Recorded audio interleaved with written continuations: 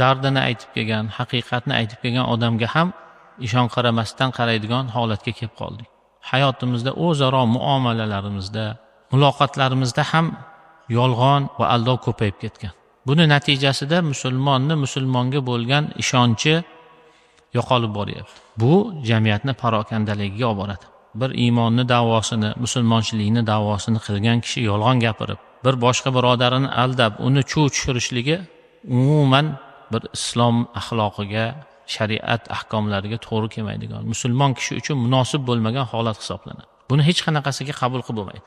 Mo'min kishi qo'rqoq bo'lishi mumkinmi deb so'raldi Rasululloh sallallohu alayhi vasallam. U kishi ha dedilar. Mo'min kishi baxil bo'lishi mumkinmi deb so'raldi. U zot sallallohu alayhi vasallam ha dedilar. Mo'min kishi yolg'onchi bo'lishi mumkinmi deb so'ralgan edi. U zot sallallohu alayhi vasallam yo'q dedilar. Hamma illatlarga yetaklovchi illat yolg'onchilik bo'ladi.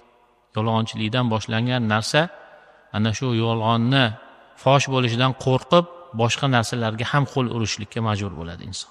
Shunday ekan, yolg'on gapirish mo'min musulmonga aslo to'g'ri kelmaydigan noloyiq ish hisoblanadi.